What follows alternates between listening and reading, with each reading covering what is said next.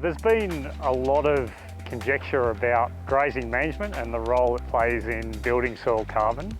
So we decided to address this issue from two fronts.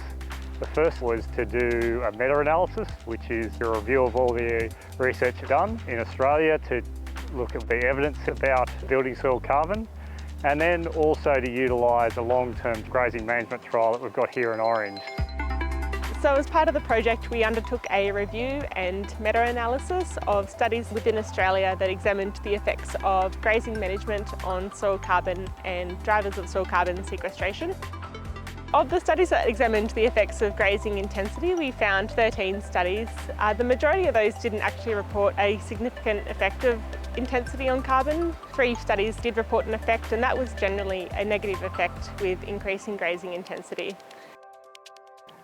We started this trial looking at different types of grazing management in Orange back in 2012. The aim was to look at how stocking rate, paddock number, rotation speed and flexible movement strategies affect soils, pastures, animals and whole farm economics. One of the reasons we need long-term trials is we get to look at different management treatments over a long period of time. We not only see what happens in one year, but we can look at these seasonal effects. The way we've established a trial is we chose a paddock that was newly sown to introduce pasture, which is Coxfoot phalaris fescue with some clovers, white clover and subclover. And then we subdivided it up into the different grazing management treatments. So we have continuous grazing at a high stocking rate, about 14 DSE per hectare, and then a low stocking rate at about 8 DSE per hectare, and then the different rotational treatments at the same stocking rates. We've also got one flexible grazing treatment where we graze the pasture based on the plant development, and we only graze as many animals as the pasture we've got available at the time. So overall, across the 10 years that we've monitored soil carbon on this site, we've found that on average it's increased about 0.7 tonnes of carbon per hectare per year, but that's been across all treatments.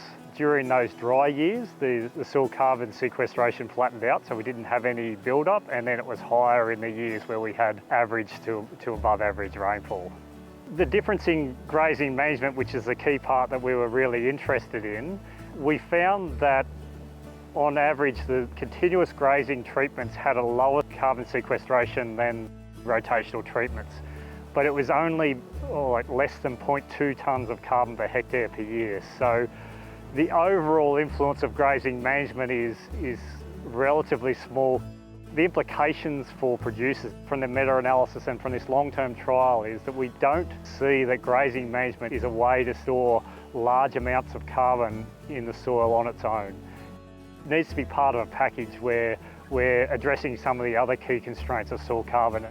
The things that do build soil carbon are addressing nutrient deficiencies in the soil or changing from cropping to permanent pasture. So while we haven't been able to find much evidence of a direct effect of grazing management on soil carbon in Australia, we did find evidence of benefits to plant biomass and ground cover through managing grazing. And so that can affect carbon inputs into the soil as well as retention. What the literature recommends to increase soil carbon in grazing systems is to manage grazing to promote radial grasses or C4 grasses, nitrogen fixing legumes and increasing ground cover to reduce that erosion risk. One of the first things to consider when you're doing anything with carbon is to actually understand the emissions for your business, because that's a future liability that you will be responsible for. And then the likely potential for carbon sequestration if you're going to need that sequestration to offset your own emissions, or whether you've got additional sequestration that you can then sell into a carbon market.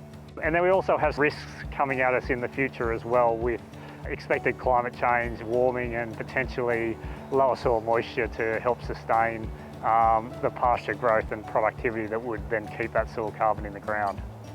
There's a lot of benefits to grazing management in your business, things about maintaining ground cover, pasture persistence. There's sustainability elements. Soil carbon is only part of that story.